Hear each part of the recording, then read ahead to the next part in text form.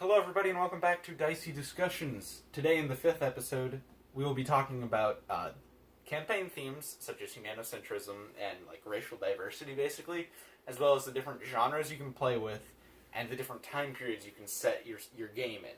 We will also be talking about, what was it? Fuck. Oh no, I got it. The difference, we just went over it too! The different system in which you can set your game, and such as using the traditional D20 system, or say is playing something such as Dread, or even like the Mistborn role-playing game. Mm-hmm. And going off that role-playing, and how much is actually too much role-playing. As always, I'm your host, Michael Russell, joined by co-host Andrew Schaefer, and you can catch this in audio format every other Monday on podcast.com, and in video format on YouTube every other Wednesday. Okay, so I'd like to say that concerning humanocentrism versus... You didn't want to jump into the romantic comedy? Oh, well, I mean, that's a very good thing, but I want to, warm up before I... before you get into romantic comedy? Yeah. So, I'm a Tolkien lover, so I kind of like the whole idea that humans are the majority, people that cover most things, and then, the other races are kind of, isolated peoples that like to stay to themselves, and they think of humans as lesser peoples that are just kind of I guess rats or weasels that are kind of more like bunnies that are just kind of spreading over the land because they like to have sex a lot and just make small villages and populate the world. And also what it does is it creates those isolated cultures, say the elves, the dwarves. It makes them more extreme, I'd say. So the elves, you can have those nice forested villages, let's say, where it's they have spirals carved of wood that they make their homes out of, or the dwarves, they literally live in the mountains and they have this huge mountain fortress citadel. That's why I like humanocentrism. But... So I understand that you like humanocentrism in that way, but you also like humanocentrism, the way you do it is basically the entire world is, if I'm getting it right, is mostly humans. I wouldn't say... Or are you saying just the place the campaign is set in? Oh yeah, I like to have my campaign set in the human world, but I wouldn't say that my whole worlds are human. I have a fairly large area allocated to the elves and such, and even the dwarves. It's just that I don't think that let's say this much, that the elves or the dwarves should be the heart of the civilization that the players call home. That's what I'm thinking, is that the way that humans interact and the way that dwarves and elves interact should be so different that it's you're living within a completely different culture. I feel that when I play in other games, all of the dwarves and the elves act in a very stereotypical Western manner. And I know that kind of sounds weird, but what I mean is that they're all kind of have this same cordial discourse when they talk. That's the same thing. But say dwarves, they might be very stubborn, very jolly, and then very angry, and they're very how do I say, volatile, and they will go to extremes based on how they feel. And then the elves, they're usually typically very calm, and they don't really want to deal with outsiders. That's right. So I guess I do it in the same vein that you do it, where I set the starting place of the campaign in the human kingdom or empire, whatever you want to call it. But it's not that place itself is also 100% humans. You're going to find other people of the different races there, naturally. But then you also do have your dwarven area, your elves. Even I like to throw in the lizard folk, because I feel they're more interesting, more primitive kind of race. To where then I even bounce it off to where you have the dragonborn, which are like the lizard folk, but more advanced and a little more cultured, so to speak. Okay. So I get the beauty of the humanocentrism campaign, because after all, we are humans. We know what we used to do, what we do now, how we did it, the way we react to certain things, as opposed to what fictional races do, in which case you create most of how they react and all of that. And kind of deviating here, I've noticed a lot of people do go into the stereotypical they do this, that, and that, even to the point to where a player in my campaign remarked, "Oh, well, they probably don't like this race." And it's well, you don't know that. I could have done it differently. I did do it differently. Fuck you. Yeah, so I mean, your races usually fall under archetypes, but I like that when a campaign has a slight variation, mixes it up. Like you guys within my campaign there was lunch. I intend to use it later, but you guys never got to the halflings. But the halflings have kind of done an interesting thing with them, where yes, they're still a pasture people, and they have some farming too. But they're also like people that don't write a lot. Like they have oral traditions, kind of similar to like the early Jews, where they basically spread their traditions by mouth, and then also they have, rather than like formal government, they have like kind of an elder system where like an elder is elected. It's like basically just mutually decided upon to represent a town, and then like every year like the elders just kind of get together and they talk about like what's going on, what the issue is. So it's like a loosely connected people. It's not really right. Yeah, and I kind of did that in my current campaign a little differently, where it's like usually the orcs and the humans don't necessarily get along. Mm-hmm. I did it to the point to where the orcs and the humans were actually allies, and the orcs were basically the only allies the humans had left, considering they just lost a war to the elves. All right, so I'm thinking, like, I actually, I don't know, that might be too much information because I'm a player, but I'm thinking is like, are the humans kind of like, for lack of a better term, the cucked allies of the orcs? It's like they have to be their allies because it's like nothing else, and the orcs kind of treat them like trash, or what's going on? You wouldn't necessarily know, especially considering you came from a different, even at that point, human kingdom. So I guess I'll have to find out, You'll guys. have to find out, yeah. Couldn't sacrifice it for the podcast. Wow. No, I mean, you could easily gather for... I don't really care giving it out. Your chances are you're going to figure it out soon enough. Yeah. It's more or less, they're not treated as trash, but the orcs are kind of begrudgingly their ally. Because the orcs are still like conquerors, and they've basically went into every other kingdom at this point and started taking land. Because the orcs are actually a huge population in my world, but they're stuck in one sort of tiny place. Okay, living space. Yeah, their living space is small, and they need to expand.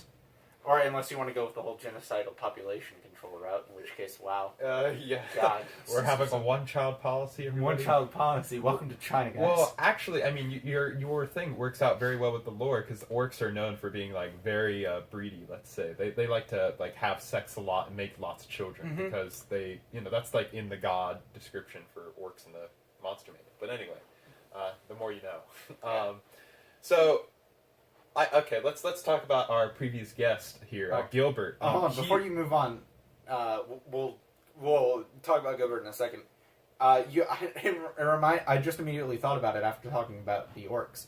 I did also do a different thing with the halflings than what typically do. I did it sort of like to what you did, but you know how stereotypically the thief is the halfling, right?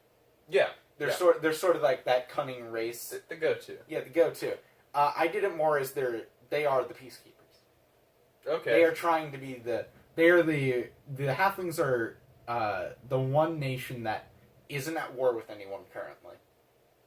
So they're like a nation of diplomats? Is that what I'm getting? Yeah, basically. Okay. They're a nation of diplomats, and if anyone was necessarily in trouble, like, that would be the border you flee to. You go to the halflings. Okay. They're the safe place, so to speak. Alright. I like that. What was it? My town that was in the thief campaign, the crime campaign. That was kind of similar. Whereas like the village that you're. It was similar, but almost it was almost a 180. That was the place you go for crime. Well, yeah, but like it was also like a place where lots of different races would go to. It was. So I'm saying in that sense, but it was. Yes, it was a place where crime would occur, and that was the bad part. But I feel like it's okay to have like racial diversity within certain villages where money is very, let's say, flourishing. Okay, but I was about Gilbert. So Gilbert is like I'd say one of the biggest proponents of racial diversity. He likes to have lots of races, and he likes to have decisive kingdoms for each race. That's how I do it too. And that's almost how you do it to an extent, too, except you do it in a more small manner. What I was going to say is I like to have multiple kingdoms per race. Like, humans have lots of kingdoms, and then for the elves... Oh, yeah, I do that, too. Yeah, okay. Gilbert's like one race, one kingdom. Yeah. You know that for a fact that I do it that way, too, because previous campaign was a different human kingdom. Yeah. While you're going on with racial diversity and all that, Josh does have the issue, though, of favoritism toward dwarves. I like dwarves. I think No, that's why. I know you like dwarves, but he sets almost every campaign in the Dwarven Kingdom. But we always ask for it. That's why. I mean, you We mentioned never it. actually ask for it, though. Really? Because I thought I. You're the only one who says it. All right, whatever. He's like, "Where are you guys going to start?" And you're like, "Dwarves." I like. I have to start with the dwarves. Look, okay. Do you want me to invite Rixum next time? And Rixum will say kobolds, and we'll start with the kobolds. I mean, That'd be more Jesus. interesting, though. The kobolds are like barbarians. I mean, they're just trash. Wow, how very stereotypical of you, Andrew. What, you think you're gonna have like elvish kobolds? My kobolds are very noble in their manner. Patrons of the arts. I mean, jeez. When you think of Renaissance, you think of kobolds. Oh my gosh. Alright. I- I feel like that's a good topic though. It's like, how far can you stray from racial archetypes? I feel like you should stray. Racial archetypes are good in a certain extent. Everyone would be familiar with it, but I feel like you also need to not always expect the archetype. I think it's okay to throw like one twist into it, but I don't think that you should blow up the whole system and be like, okay guys, elves and dwarves are the bad guys, orcs and goblins are the good guys. It's all a matter of viewpoint, though. I know, but like that's the typical narrative, right? It's like you guys are with the dwarves and the elves, you're in their kingdom, and you're gonna help them on your quest. But I'm an orc. Too bad. Yeah, too bad. You're the good orc. So, like, I think there's a reason for that, and, I mean, of course you can twist it around and say that, like, okay, the orcs and the goblins are, like, you know, being okay and civil people, and the elves and dwarves are, like, barbarians ripping flesh apart. But I think what you could do it is you could twist it to the degree of it's not their civil people, and it's not the elves are tearing flesh apart. It could all be a matter of circumstance. Uh-huh. To where the orcs are doing what they had to do for very specific reasons. Hey, their homeland is, like, you know, it fell to the Blight curse. Mm-hmm. So it's like, alright, well, we have to move. No one will ever understand why they're doing it. Yeah. But they have the reason to be doing it. So they're not necessarily the bad guy. They're viewed that way just because of what they're doing. Yeah, good people in a bad place. Good people in a bad place. And I think that's a good thing to do with, just, you know, problems in general that plague the world is that have moral quandaries that go along with them. But as far as like having, I guess, conflict between, I guess for lack of a better term, noble peoples, is I like to do it with humans. And the reason why is because within storytelling I find is that humans are in a place of moral ambiguity. It's like you have some good humans, you have some bad humans. You know, it's not like if you read, say, the AD&D monster manual, it's like most dwarves are lawful good, most gnomes are lawful good, most elves are lawful good. It's like, okay, I get it. So these are the good guys. And then, like, humans, it's like, yes, most of them are good, but they always are the more morally ambiguous people because they don't go from, like, a higher place. Like, the dwarves, I don't know if you know this, they come from Arcadia, mm-hmm. which is, like, a separate plane of existence. Humans, I mean, they're just kind of they're biological they come creatures. from Arcadia if you play the, you know, with the D&D lore. Yeah, I know, but I mean, that's an archetype. That's an archetype. Are you telling me, Andrew, that they come from Arcadia and everything that you've DM'd? You can't have them come from any place. If you wanted them to come from Mount Celestia because it's a mountain, too bad. Too bad they were on the earth themselves. Yeah. Alright. In my game, halflings are just short humans. Well, that's what they are, though, right? Yeah, no. To the point to where if you want to be a halfling, you just get the human statistic. Aw. Well, actually, that's not too bad, right? I mean, but you actually get some good things. I was gonna say you get a free proficiency in whatever you want. I'm joking, by the way, audience. That's not how it works. I'm joking, Andrew. I know. I'm just saying it wouldn't be bad. It'd be a bit weird, but it wouldn't be bad. All right. So moving on from now, what we just covered was like racial archetypes, basically. Campaign themes. We just did humanocentrism. I want to talk about the different genres. Okay. So you have the typical like action adventure, basically. Mm-hmm. The Renaissance, the medieval, and all of that. Yeah. I like the whole sci-fi. Doing a sci-fi campaign is interesting. Mm-hmm. Doing a horror one would also be interesting. I don't really understand the appeal to the Wild West. That's more of a setting than it is to me, than kind of like a theme. I feel. I'll be honest. I don't have much experience with Wild West, but one of the things that I found that's like the great thing for that is that you have two things: scarcity and like basically roaming bad guys, because it's such a place without discipline and without order. So scarcity, it's like, oh, the gold's gone, or we don't have enough food, we're gonna starve here. That's like that's almost to the point of where it's like post-apocalyptic too. Yeah. Because you get the same thing from post-apocalyptic. It's like you have to fight for your resources. You have to. There's going to be a lot of roaming around in it, and you'll also get the moral quandaries in post-apocalyptic because you have to do what you have to do to survive. Yeah. You won't necessarily get that in Wild West to the same extent you would in post-apocalyptic. Yeah. Wild West still has like the heroism kind of aspect. Usually the damsel in distress, but yeah, I feel like if you go into a Wild West game, you kind of expect to be playing the hero in a sense. Yeah. I mean, you could have like a group of bandits if you wanted to Crime play it that campaign way. Wild West. Yeah, we should play that. No. No. Never. But we should absolutely play a different genre sometime, but I don't think Wild West. Alright. But so like I think I haven't played much post-apocalyptic, I'll be honest, but I have heard great things, and I'm talking like across the board. I haven't played that much. Like I haven't played any of the Fallout games, for example, not a single one. So good, and you need to play it. Yeah, I really do. Guilty. But specifically 3. Yeah, I was gonna say 4. I've heard some bad things about. My personal opinion: you play 3, you play 4, and you can play You can play 1 and 2 too. Skip New Vegas. I couldn't get into it. All right.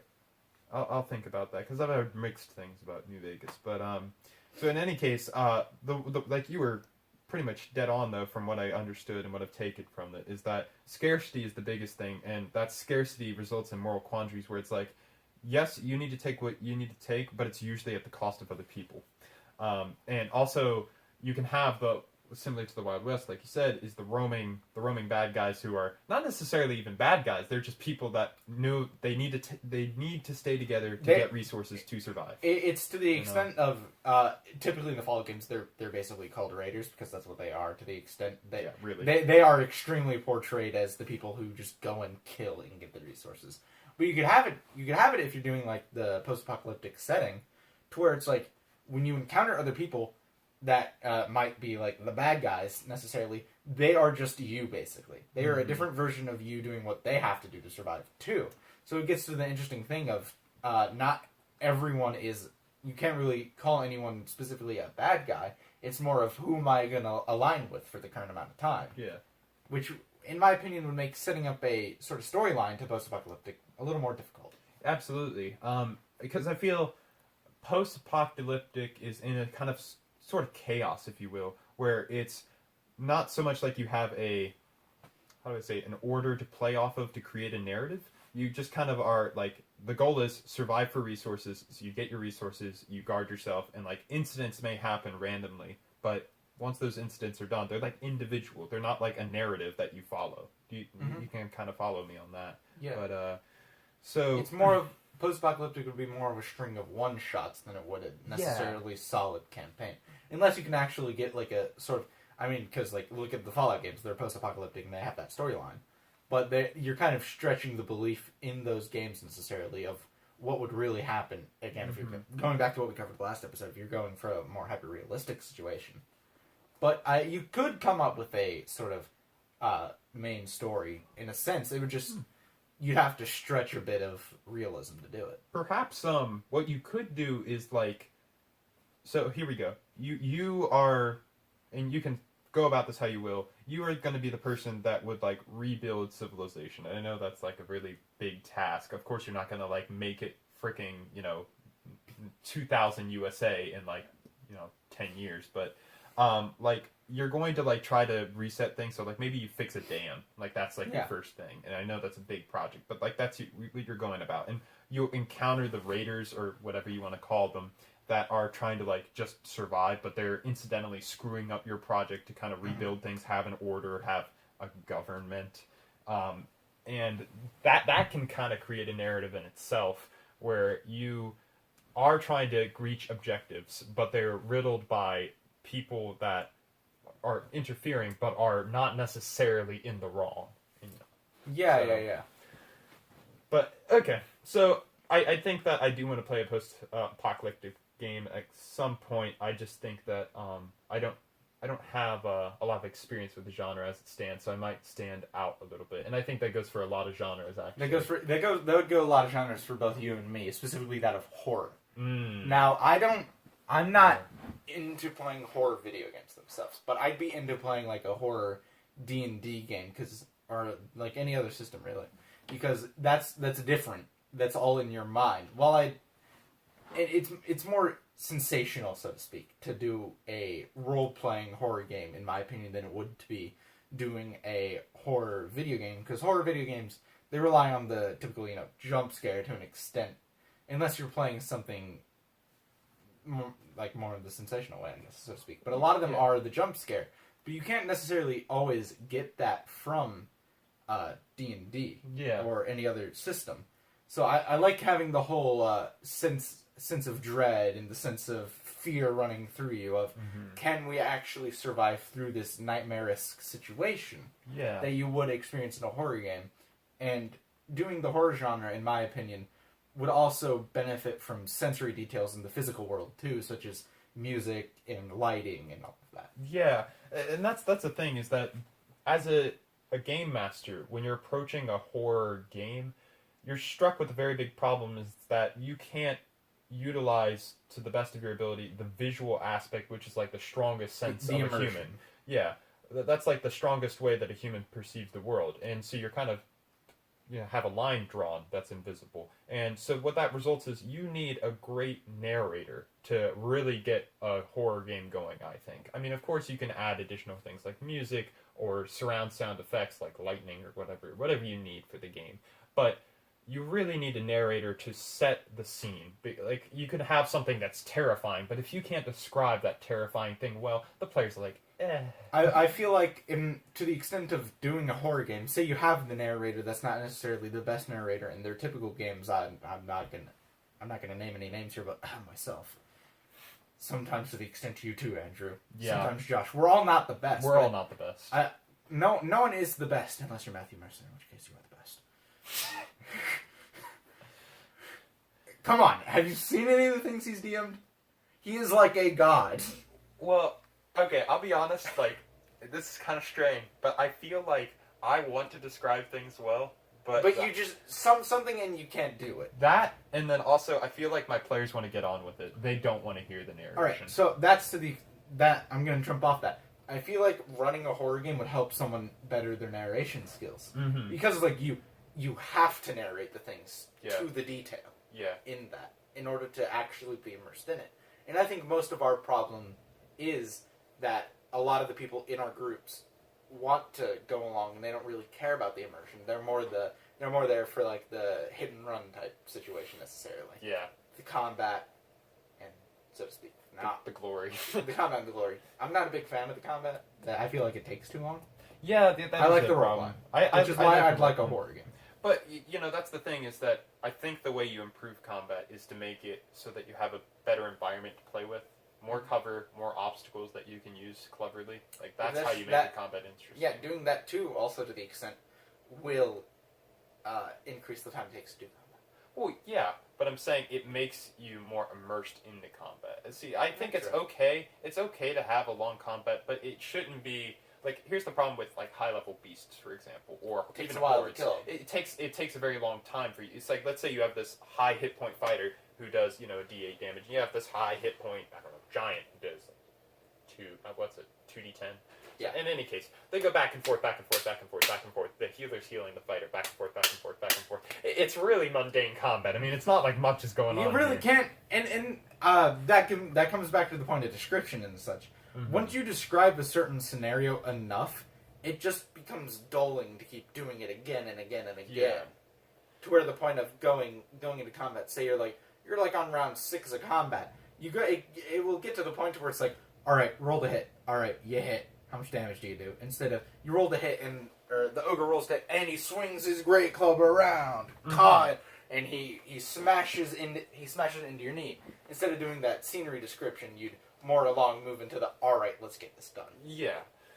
And so I feel like the big word of the day here is dynamic. You need a dynamic scene because, like you said, if the same thing happens and you have to just like get on with it, make it over, you result in a mundane and a dull combat. If you have an environment or obstacles that are interactive or there's some kind of pressure on you, that's different. Like let's say you have, I don't know, the giant, right? But the giant is within this very unstable room, and there's like 4 pillars, right? So he's like swinging his club, oh, miss, boom, he hits a pillar, Boom, and like hits this a pillar, crumbling yeah. stone now, and it's like, oh crap, this room might collapse. We should get the hell out. I don't know, So you have like these interesting scenes where you have pressure, or you have things that can deal with said creature in a clever way.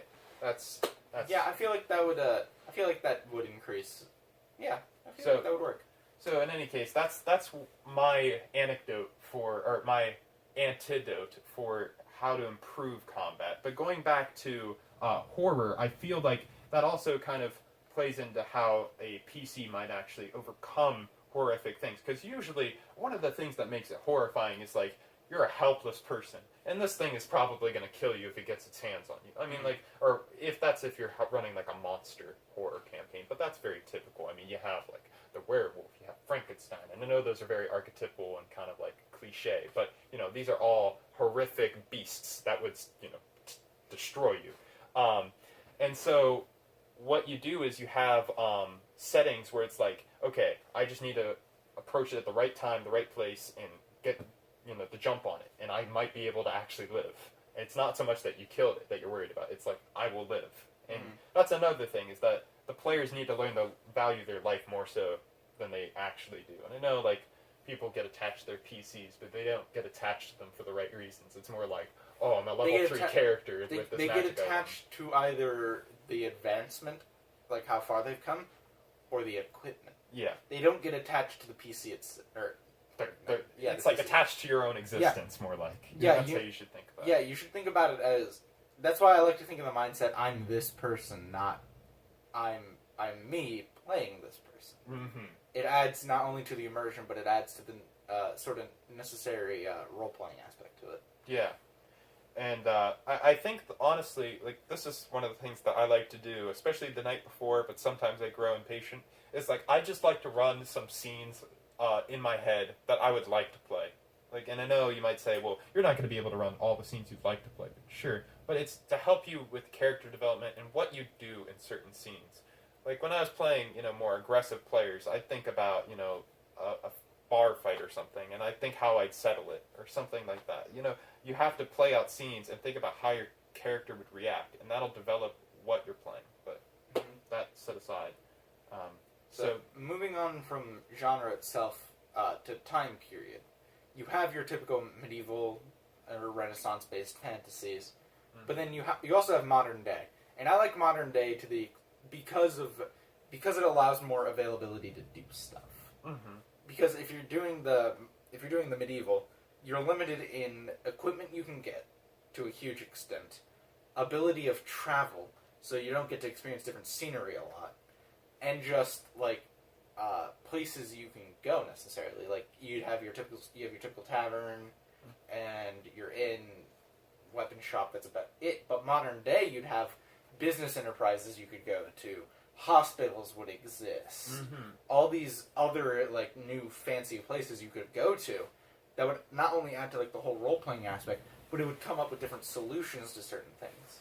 Well, I agree with you on this as like a PC. It's great to have all these opportunities, but as more difficult as a game master, there's some obstacles that you encounter, because what you need to understand is that problems create narrative.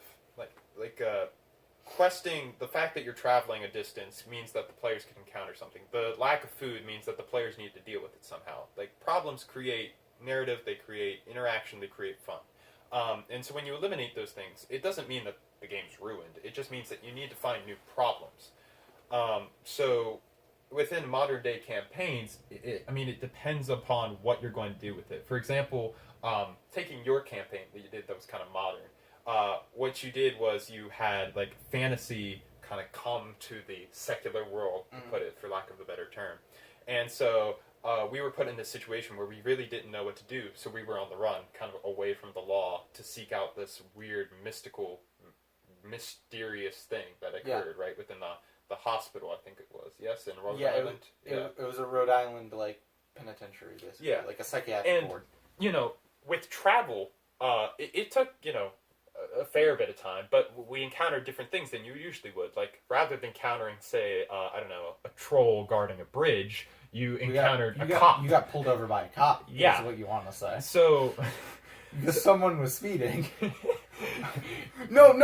Yeah. What was it? It was like Chris was trying to drive or something? Yeah. It was something so obscenely weird. It was your car, but you weren't driving it. Yeah, I think that's what it was. You stole your mom's car, but you weren't driving it. Yeah, Chris, no.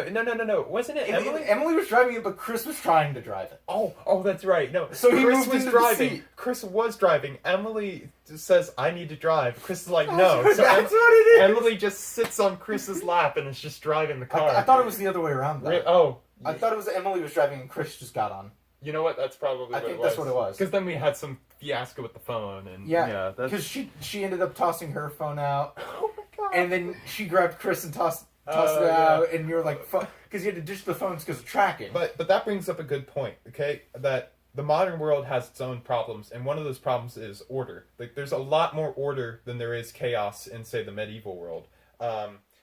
So, like, you have tracking, you have pretty consistent law and order as far as cops. I mean, this is assuming you're in a Western secular world. I mean, not like, say, freaking Syria, where there's, like, Allahu Akbar combat. I don't know. I'm really shocked you didn't jump to your favorite Africa.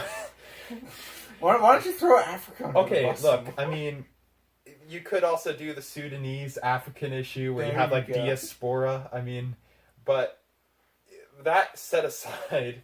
I'm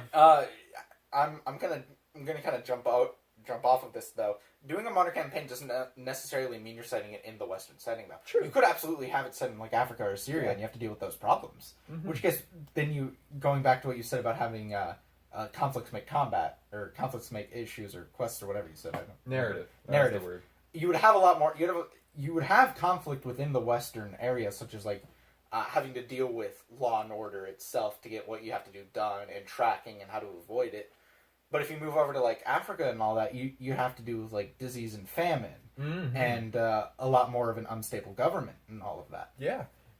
And I'm thinking, you don't have to play, like, the good guy. Like, we often see in role-playing games, you play the good guy, but you could also be the bad guy. I'm thinking, like, Somalian pirates, You could be, like, raiding the, what's it called? South of the, frickin' canal. The Sinai Canal, I think it is. Yeah, the Sinai Peninsula. It's like right there's like a lot of oil trade going on, and the Somali pirates, they raid that all the time, and then you have the issues of like that Somalia has, which is law and order, famine. I don't think disease is such a big thing. I don't think so either. But I think it's more like just medical in general. Yeah. It's like they don't have access to good medical care. So you just play out the plot of that one movie. I am the captain now. Except you actually don't die at the end. Yeah. But you are the Somali pirates. I think even within the third world, there's some issues. Like if you're going to play the bad guy, it's like you could also have foreign aid come, and the foreign aid people are gonna like try to defend their stuff and like, get rid of you. You have to think about it that way. Yeah. Say you play like you're gonna play like the African warlord or whatever, right? Yeah. You're gonna have to deal with say like British or American people go in there to sort of like help deal with the problem. Mm-hmm. You'd have to deal with that. Yeah. You have to deal with a more organized, more well-equipped government. Yeah, and I think that's like a general conflict that you would have in the third world is like an order versus chaos, where it's like you have a favorable chaos maybe, and then the order comes, or maybe you're like siding with order, and this chaos is like screwing up your life, so you're like the hero, trying to like bring order to the world, but maybe there's a moral quandary. These people like it how it is, and you don't. That's. So I guess what we're trying to say is, even though it's set in a more modern-day time, with a lot more options and availability to solve your problems, there are still going to be those problems that need to be solved, depending even if it's, like, third world, more akin to the problems you would have in the medieval setting, or more Western, now dealing with more, like, nuanced problems. Mm-hmm. Yeah, so it's just a different set of problems. Yes. That's all it is. It's a different set of problems that could make a more interesting story, so to speak. I think it might even be a little bit more relatable because I mean it's like real as opposed to say fantasy. So correct. All right. Any other genres? It was science. future, Yeah. science fiction. Future. First, you wanted to do 30 years forward. Near future. Right. So I do have like a sort of favoritism to near future as opposed to far future, which far future being the space empire, like sci-fi, your typical sci-fi adventure. Because in near future, it's more relatable than it would be far future or like medieval fantasy. But you do have that more sci-fi element to it that makes it a little more entertaining and gives you once again the more options to solve problems. Like you have your good old favorite nanotechnology, cyborgs, more sort of like energized weaponry. You have these new things, maybe even a little more strict control with the government and all of that. So it does add, near future adds this more scientific element to it, but it is still extremely relatable. Yeah. I'll be honest, I don't have experience with this, but I feel like if you've ever heard about it within like science fiction and even just like scientists talk about it, it's like the idea of singularity, where it's like technology advances so fast that you can't keep up with it. It's like exponential growth of technological progress. It's like near future is kind of like on the place where there's like the critical curve is occurring. So it's like somewhere in there where like the curve is starting just before it goes vertical, I'm thinking.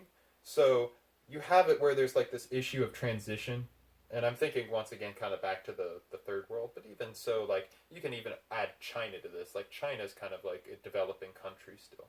And so it's like having an issue of transition where you have a lot of traditional people. And they might not like such a intervention of technology. And that creates issues. And so you can have, campaigns where, once again, the issue is like massive transition of in the conflict of a new order, a new, I don't want to say tradition, but a new culture, I suppose, versus like the old tradition of the past. I don't know. That's something that I see.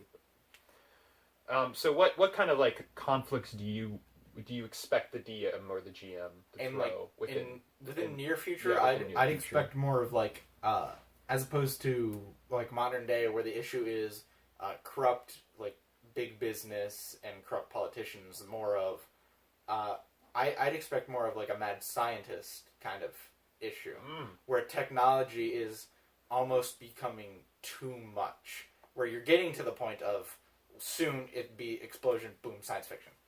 Okay. To where it's like the machines might be coming alive now to the point. Okay. To where it's an extent of uncontrollableness that needs to be controlled. So you're thinking like AI gone bad? Like... Yeah, you could think like AI gone bad. Okay. Do you see any? So like I know you didn't say corruption was a big thing, but I could see that technology could be used corruptly. Like for example, like maybe there's an increase in an availability of a chemical weapon. Like it's really easy to make this chemical weapon now with you have to deal with that problem. So now you have these like bad people that have chemical weapons, and I don't know, you deal with that somehow. Or you could do it. You could do it where you could do this in like normal modern day too. Maybe like a more advanced form of medicine or a surgical technique was invented. But only a certain amount of people have access to it. But a lot of people that need it don't have the access to it. So you'd have to deal with that. Okay. I want to talk about an issue that I feel spans modern and near future. And I think that is that the players become too small. And that's like kind of a metaphor. But what I'm saying is that oftentimes issues that are of, let's say, regional, countrywide, or global significance are often dealt with like governments and things like that. Like, basically institutions with authority, and they have professionals to deal with it. So there's got to be a way that your players somehow either have influence, have authority, or that the government or whatever institution stays aside. And I'm thinking that there's probably multiple antidotes to that issue, but one of them is that and I'm sorry, I'm going to have to pull from this series for an example, but like Fast and Furious, these people are given a, let's say, a title by their government in order to do the things that they need to do. And I'm not a big fan of the Fast and Furious series, but I think that can work for a set of PCs, is that, they actually do have some influence in the world as opposed to being the small commoners that really shouldn't be doing any of this stuff anyway. So, I don't know. Yeah, you can do it that way. Of course. So, what way do you think that it'd make so the players aren't too small? I feel like if you want to have it be the more relatable aspect, though, you could do it to where the government is just standing aside, and it's kind of like that so sense of unknown, or it'd be a sense of unknown and a sense of since like no one else is doing it, we have to. okay, so maybe it's like an appeal to authority. You're like, okay, look, there's this problem, and they're like, it's not really a problem. It's not a problem. You know? Yeah, and it's like, oh come on, it's so blatantly obvious. This is so bizarre. You think this is real? Like, yeah. Okay. Okay, so I see what you're saying. So, and then the players have this like moral obligation. They're like, oh well, we have to deal with this problem if our government or no other government would. And then I feel like that would create the more interesting aspect to it, because then you don't have like the government funding or anything that you normally have. So you have to get your equipment through whatever means that you normally would. Scarcity returns. Yep. Okay, interesting. I like it. So that's cool. Cover near future. I feel like that covered near future. All right, and then we finally have the sci-fi, which I do have some experience with. I'll be honest, I often find issues with like having. I don't really know what to do within sci-fi. That's basically what I'm going to say. Is because I feel like it's not that hard to have a content life on the planet. I feel sci-fi is too open. Yeah. To an extent. Yeah, sure, it's fun to have like all this futuristic technology. But unless there's some big problem that you, for whatever reason, are the ones to solve, because there'd be so many other people that'd be able to do it, I don't get the point of it. So here's like two ways that I think I could solve it. And the first one, I'll pull from a series that is science fiction, and then I have some experience with, and that's Mass Effect. Mass Effect is, a hit, and basically the way they do it is that it's the standard hero-villain archetype, where it's like, you have this bad guy, they want to, like, destroy all of the civilized peoples of the world, and so you, this Alliance Navy guy, want to solve it. So basically, first of all, the thing to point out is that the hero, or a party, if you're playing a role-playing game, is given some position of authority, so they're not too small, and I think that's ultimately necessary if you're going to run a hero-villain thing, so that the government or some bigger people don't deal with it, and that you do. And then the second thing to realize is that, once again, you do have a force that's actually there to contend with, rather than you just having, basically flourishing in wealth, and there's no real reason for you to like go out there and make some more money. I mean, maybe you have some environmental issue, but regardless. The second way that I think you could go about it is that personal interest. So it's like, rather than having a party that feel noble, you have a party that's not necessarily evil. They just want to like do some like trade, and so they have like this nice planet, that's a colony, and they get resources, but then they have to fend off pirates or some other crap like that. Space pirates, of course. Yeah. And then you have maybe some governmental issues where they're like, that's a pretty valuable resource. Rather than you just trading it to us, you can give it to us. So it's like, oh shit, you have a conflict. So basically, self-interest, I think, is a powerful thing in sci-fi, and also because maybe you do have gods, but because gods are less important within science fiction, I feel that morality, while it is present, is less important on small-scale things. On grand things, maybe, but on small-scale things, it's less important.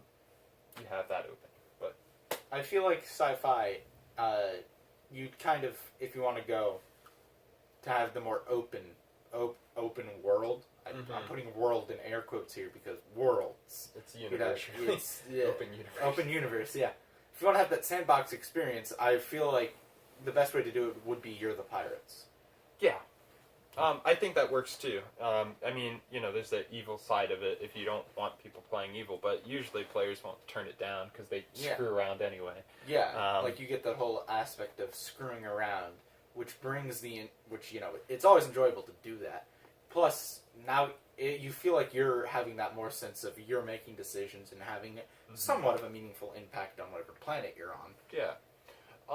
I think another thing is that, and this is, no matter who you are, you can have, conflicts with, new environments and new creatures. New biological life forms are a pretty big deal, and that doesn't necessarily mean, creatures that just want to kill you. That also means,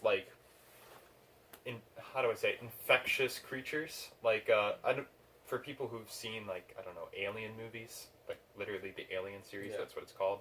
They have like biological creatures that'll like infect you either through the ear, through the nose, whatever, and then later they'll kill people. And so as a result, you have to kind of similar to a post-apocalyptic campaign, have to make moral decisions that save your life versus the lives of others, and that's your moral quandary. Or like you maybe have to abandon some people to secure the crew. You can play that out as you want. But I think that the openness of the science fiction settings is something that you have to embrace. Is that usually you want your players going out to the frontier rather than the heart of civilization. Right. And I feel like a way to kind of solve the whole openness of a sci-fi kind of setting would be the whole shipwrecked on a new planet. Yeah. Sort of like stereotypical type thing. That would limit where you can go, and then you have once again the sense of unknown. Mm-hmm. So problems will arise from that. And of course, maybe you'll find a way off. Like you can find either colonists that you're on fairly good terms with, or maybe you'll find a group of primitive people, Or a way to repair your ship. Either one of these ways. And that could be the objective, really. Yeah, but I don't think that should mark the end of the campaign. What you could have is like an interesting interaction with authority, where it's like, okay, so what happened? Well, I found this group of native people, and it's like, all right, well, what did you see? Saw some of this pretty valuable resource. It's like, cool, we're gonna go there. It's like, wait, but these native people are pretty cool. They saved my life. Too bad. We're getting that resource. So you have this moral and now you have the conflict between maybe repaying a debt kind of to the people that sort of saved you, or continuing your obligation to the government. Mm-hmm. And so you have a lawful appeal versus a good appeal. That's an interesting dynamic, I suppose. Mm-hmm. Okay. All right. So moving on from like genres and all of that to now the last topic, it was different systems and how they can like affect your gameplay, so to speak. You have your typical D20 system. That's what you use in Dungeons and Dragons and Pathfinder and all of that, which is like the whole you roll the D20 basically just affect that adds to what you were doing and whatnot to make the outcomes of the decisions. Now that's good for your typical like action adventure, even like sci-fi. You could rub it into horror too, but mystery even. Yeah, mystery. It covers a lot of the subjects. It's a good system. But if you want to have a more specific system to like for like specific needs, say horror, you could play the Dread system, which actually includes a physical component to it, because to make your decisions, to like see if the outcome is correct, you pull from a Jenga tower. Yeah. I don't think I've played with the Dread system, but to give it a brief overview from what I've heard, it's basically that you make your character in the beginning with questionnaires. There is an emphasis on role-playing, and we'll cover that more later. But, so having a character that you've thought well out is important, and then, the whole Jenga tower system makes it so that, let's say that, yes, the decisions are going to be fairly easy in the beginning, but as the game progresses, it tenses up more. And I think that that's a good progression for a horror-based campaign, because that's what you want, is that you want it so that each time you're closer and closer to an inevitable death. That's what you want. Yeah, and the only the whole thing with the Jenga tower is you pull and the tower doesn't fall, you succeed. You pull and the tower falls, you fail. And typically the outcome of the fail is your character is dead. However, it's removed from game is the technical terms. However, personally, I'm not the biggest fan of the whole removed from game, you're done, because the tower could fall very early on, which would kind of like ruin that one person's day. So I like the whole you've failed at what you're doing, but I feel like death and removal from the game isn't always the answer. Because, yeah, sure, that's bad, and it sort of instills that, oh my god, anything could happen to us at any given moment. But having, say, a failure, like what you're doing was trying to repair like a boat engine or something to go away from monsters, having it fail and kind of just like blow up, and now you can't get out that way, instead of your character dying, I feel like that also adds to the whole aspect of the horror. Well, I think that, the fact that it is removed from game is kind of important as opposed to death, because I feel like that can actually give the rest of the party an objective, I mean, of course you have the horror and fear, and it's like they have to juggle the two now. So, for example, let's say this is that your player, I don't know, I'm trying to throw this around, is like needs a firearm, so they try to steal a firearm, but a cop catches them, and they're like, well, hell no, I'm not doing this, or maybe they fail their check, right? So they have to go to jail.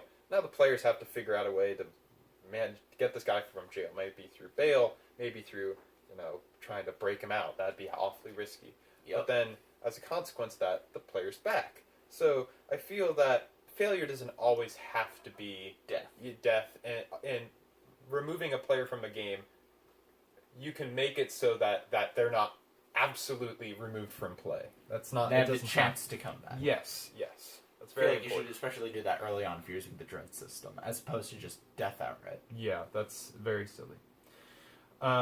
So, other systems that intrigue me is the Mistborn system. Now, I've only played with this once and for one game, but I think it was an interesting experience because, well, once again, there is a more emphasis on roleplay and how you build a character, but also the setting that they put on it is different, but you can play with different settings, arguably. Mm-hmm. So, I mean, the ability to score system's different, right? It's D6 per point that you have in anything. It was something like that. Yeah. So the way it worked was you had there was something you were extremely good in, there was something you were average in, mediocre. Yeah, and then there were your weak things, and so you could do it to where it was three sets of skills. It was like wealth and whatever, and then another three that were like your physical attributes. So you could have your physical be extremely good, and like your influence and all of that be mediocre, and then you basically get no magic in whatsoever. And having no magic, while you could be because the Mistborn game is based off the Mistborn book series, and the magic in that is you could consider overpowered. Mm-hmm. But the whole idea with the role-playing game was if you took no magic, or you took a little bit of magic, no, I think it was just specifically no magic, you got additional traits. Yeah. And traits in that game add to the die rolls. Like, if you can figure out a way to use a trait, you get an additional, it was like D6 to your die roll. Yeah, and I feel it is kind of important that we explain the dice, just so you're not in the dark. It's that, yeah, you get, for any roll that is, like, under a stat block, you get that many dice. So, like, the points could be, like, 1 through 8, I think. 1 through 9. It was like 1 to 5 realistically.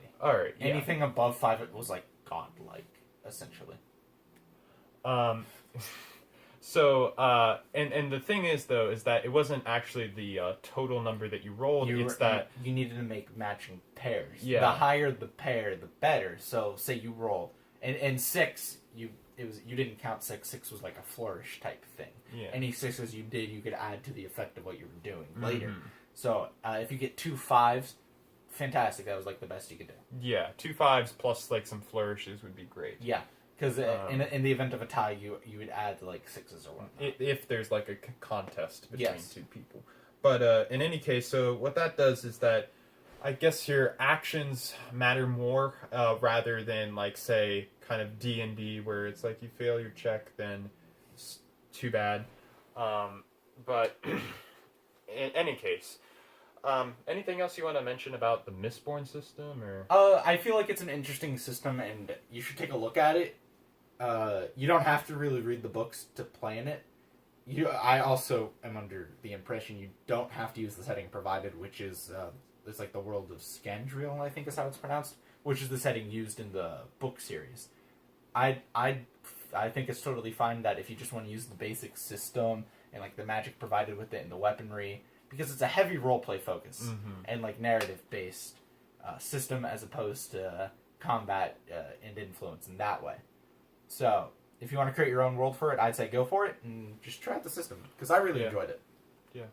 Oh, you know what? There is one thing that I think that we should mention, and that is props. I thought that was an interesting thing. So props were basically the items you had in the game, and you would always have them. So if, like, say you had a bow staff or whatever, it was a dueling cane in that game, and you throw it, you throw it at someone and you leave the scene, basically.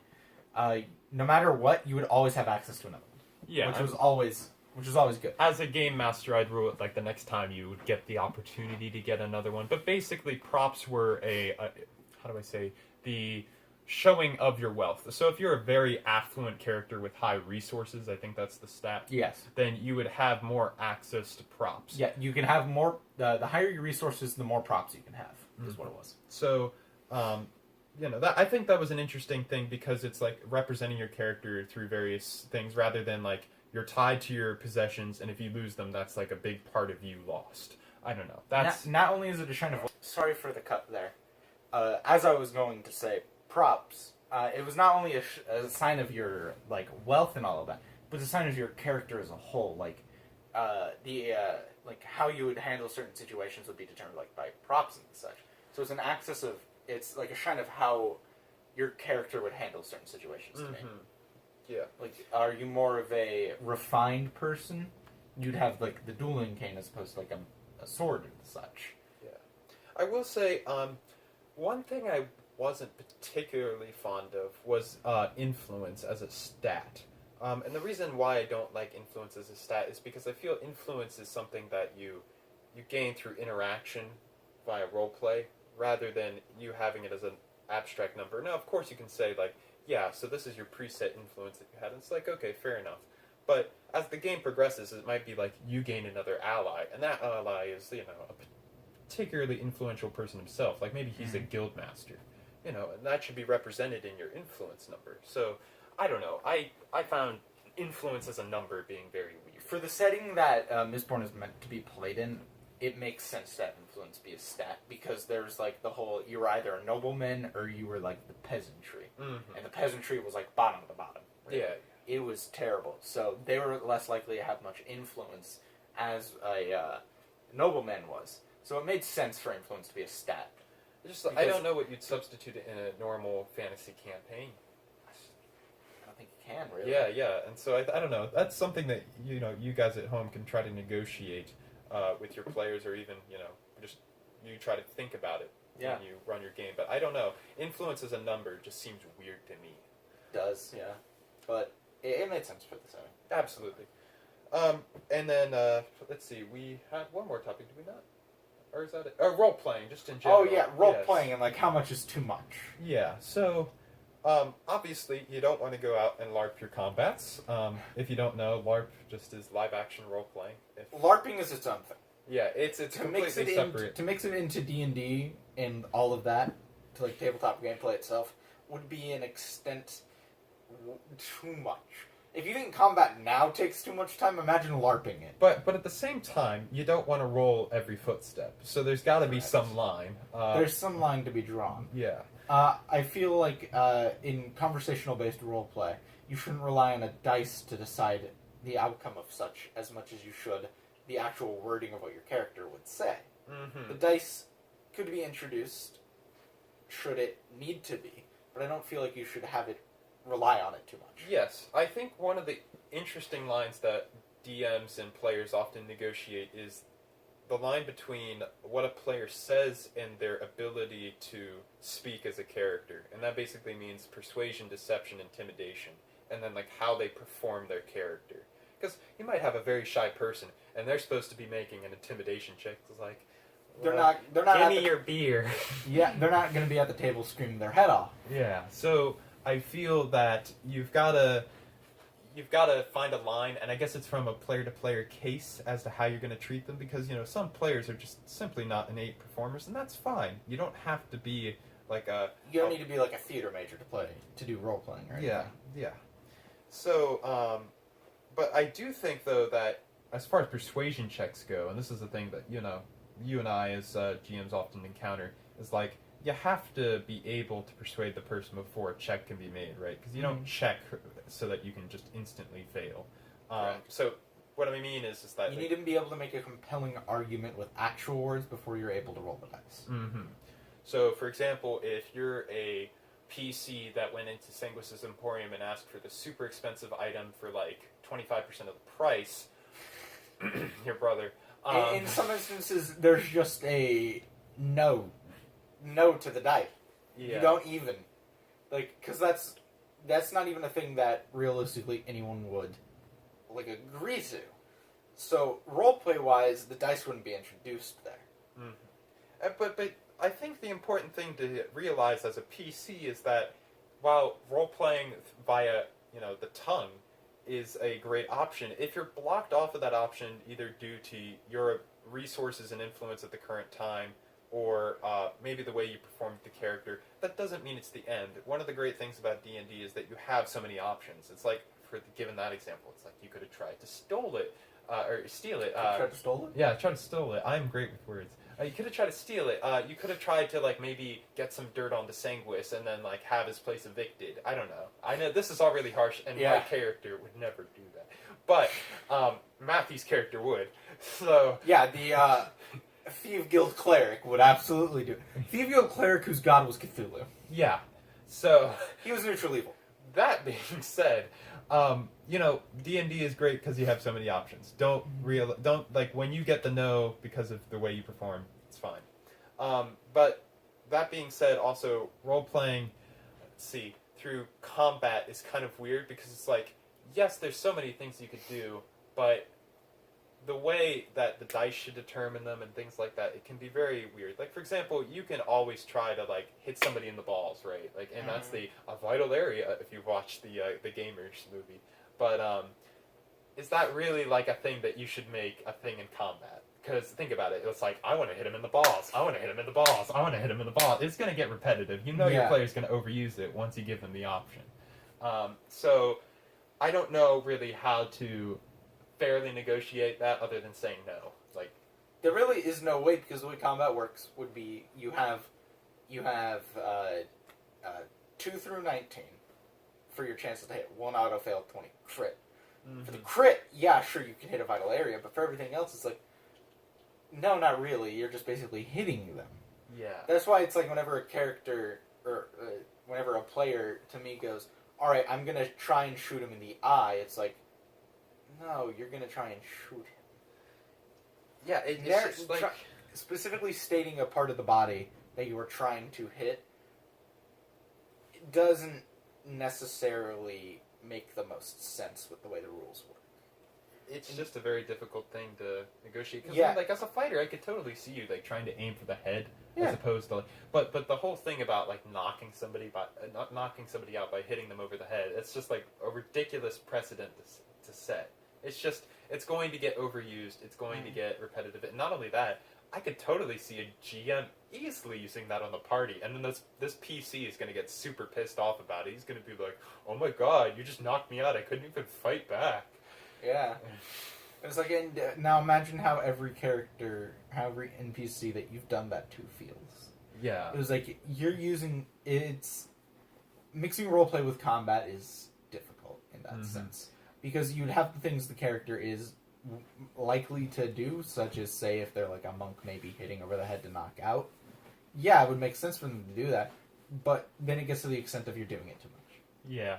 I want to say this much, and I think I brought this example up in another episode, but I still always find trouble negotiating this line, is that the whole dagger to the throat scenario, and it's a dagger to the throat, I mean, if you slit it properly, which most people probably would, that's going to be lethal, but even if you count it as an auto crit, that's to a 3rd level character, 2d8, Yeah.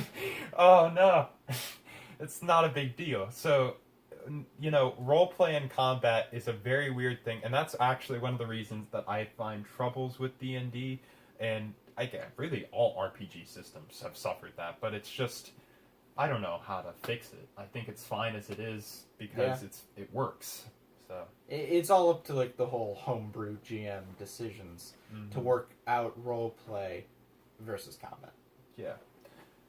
I will say though, on the scenarios that I've given with head knocking out and dagger to the throat, all that, I think that you can rule those as lethal or a knockout if it's done between NPCs, because it's that's within the theater of the GM. Yeah. It's not actually with hit points that the players can see, so you can kind of fudge the hit points, but whatever. Yeah. I think that if it's for story and it's a good narrative, go for it. All right. Well, thank you for joining us on the 5th episode of Dicey Discussions. As always, we'd like to hear your opinions of the topics that we have talked about today. So leave them in the comments below, and I will make sure that if you do that, I will read through them, and most likely reply, because after all, this is a discussion. So thank you for tuning in, and we'll see you in the next episode. Take care. Bye bye.